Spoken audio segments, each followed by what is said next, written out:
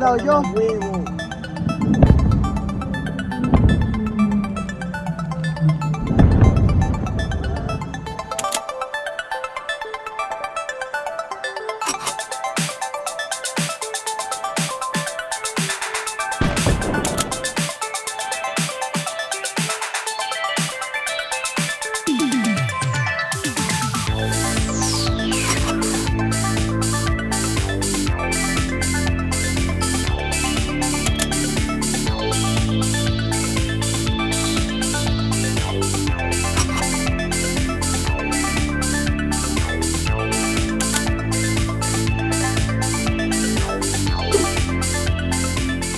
현지 시간으로 6일, CNN의 스티븐 장 베이징 지사장은 니콜라스 마두로 베네수엘라 대통령의 극적인 체포가 중국 소셜미디어상에서 대만에 대한 논의를 촉발시켰다고 밝혔습니다.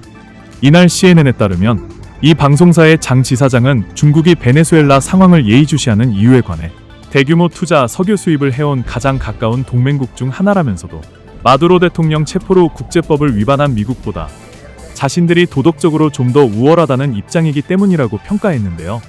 장 지사장은 일부 분석가들을 인용해 중국이 미국의 군사작전 이후 대만뿐만 아니라 작은 이웃나라들과의 영토 분쟁에서 더욱 대담해질 수 있다며 남중국해에서도 마찬가지라고 경고했습니다. 지난 4일 블룸버그 통신 또한 도널드 트럼프 미국 대통령의 마두로 대통령 체포가 중국 소셜미디어 웨이보 등에서 뜨거운 감자로 떠올랐다고 보도했는데요. 블룸버그는 중국 누리꾼들은 미국이 베네수엘라를 침공한 것처럼 중국이 대만을 침공해도 큰 문제가 없을 것이라고 말하고 있다며 이를 대만과의 갈등을 해소하기 위한 참고 모델이라 주장하고 있다고 전했습니다.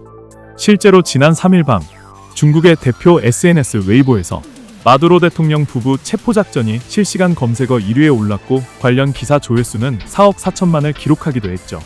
중국 누리꾼들은 국제법을 위반한 미국과 다르게 중국은 대만을 내적 문제로 두고 정당성을 가졌다라며 우리도 들어가자. 미국의 이번 공습은 중국군이 대만을 기습 공격해 라이칭더 대만 총통을 붙잡는 데에 완벽한 청사진을 제공한다고 주장했습니다. 이에 블룸버그는 중국 내부에서 고조된 민족주의 여론이 즉각적으로 시진핑 주석의 정책 변화로 이어질 가능성은 낮다고 진단했는데요. 다만 그러면서도 트럼프의 베네수엘라 공격은 중국이 군사적 행동을 강화해 대만을 공격할 여지를 제공할 수 있다고 꼬집었습니다. 라이언 헤스 미국 싱크탱크 브루킹스 연구소 선임 연구원은 이와 관련해 중국은 미국이 스스로에게 너그러웠던 것과 같은 국제법 예외 권한을 중국에도 비공식적으로 승인해 줄 것을 강조할 것이라고 내다봤는데요.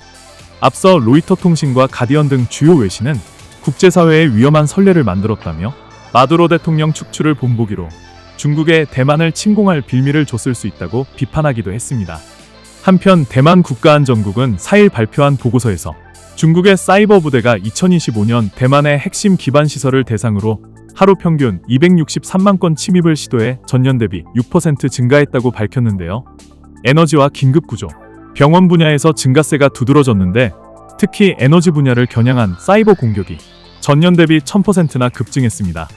TSMC 등 기업들이 있는 대만 반도체 산업의 거점인 과학단지들도 표적이 됐는데요. 반도체 산업과 방위 산업을 중심으로 첨단 기술과 산업 전략, 의사결정 관련 정보를 탈취하려는 시도가 잇따른 것으로 알려졌습니다. 대만 국가안전국은 사이버 공격이 중국 정부의 군사적, 정치적 강압 행동과 연계해 수행됐다고 지적했는데요. 중국이 항공기와 함정을 대만 인근에 접근시키는 합동 전투 준비태세 순찰을 한 해에 40차례 실시했을 때 그중 23차례 사이버 공격이 함께 강화되는 일이 있었습니다. 이들이 시도한 공격에는 인터넷 트래픽 폭주로 시스템을 마비시키는 분산 서비스 거부 공격뿐만 아니라 데이터를 훔치고 통신망에 침투하는 중간자 공격도 있었다는 전언입니다.